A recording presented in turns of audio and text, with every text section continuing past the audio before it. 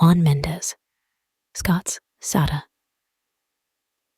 Chapter 10. But it was too late. As the rain hammered down, a relentless cascade against my home office window, I watched Sada drive up in her Aston Martin, its sleek form cutting through the downpour. The tinted windows cloaked any hint of Sergio's presence. My heart pounded like the thunderous raindrops, and I felt a cold knot of dread in my stomach as I prepared to confront her. My gun, a heavy secret in my hands. Stepping outside, the rain felt like 1,000 icy needles against my skin.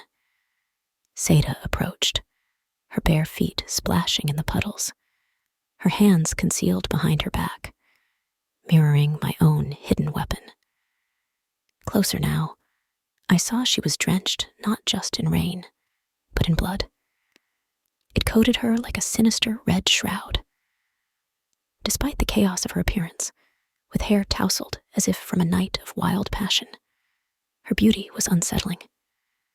My head spun at the sight, a tumult of emotions swirling within me.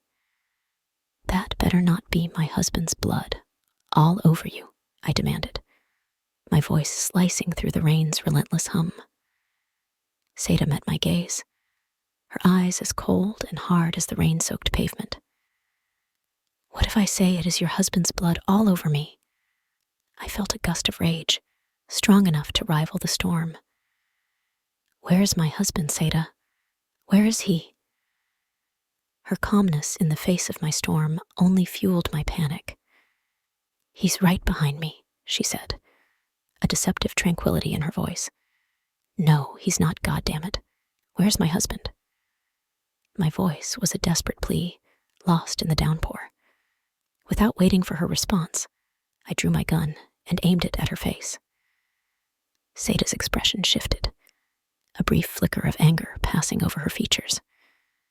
Pointing your gun at me won't help him now. My hand trembled like a leaf in the wind, tears threatening to spill. Where is he, Sada? Her answer was a cruel unveiling.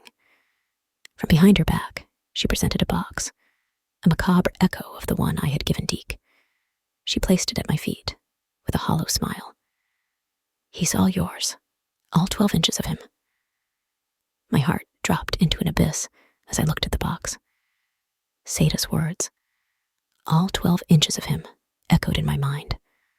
A cruel reminder of what I feared lay inside. Sada turned to leave, her footsteps a soft patter against the rain-soaked driveway. His body is still in my bed. He's dead. He's no use to us now. In a surge of despair and fury, I fired, the shot ringing out like a clap of thunder. Sada collapsed, her body crumpling to the ground. I approached, gun still trained on her, and nudged her with my foot, rolling her onto her back. Blood flowed from her mouth, her breaths ragged attempts to cling to life. Why did you kill my husband? I demanded, tears streaming down my face, mingling with the rain. Because he belonged to me, she gasped, her voice a whisper against the storm. No, he did not belong to you. He was my husband, I countered, my voice breaking. He might have been your husband, but he was my man, and he belonged to me, she insisted, a twisted justification in her dying words. And now I have to take your life, I said, the reality of what I was about to do weighing heavily on me. Sada's eyes held a defeated acceptance.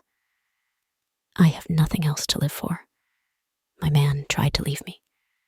Now, I have nothing else. You tried to tell me what, Sada? I asked, my voice a mix of sorrow and anger. I told you if I couldn't have him, nobody could. I pulled the trigger, her head bouncing against the brick driveway. A final tragic end to our deadly dance. Sada's last words lingered in the rain-soaked air, a haunting echo of our shared destruction. If you come with me, you will see. But it was too late. The deed was done, and the rain continued to fall, washing away the remnants of our bitter feud, leaving only sorrow, regret, and a police investigation in its wake.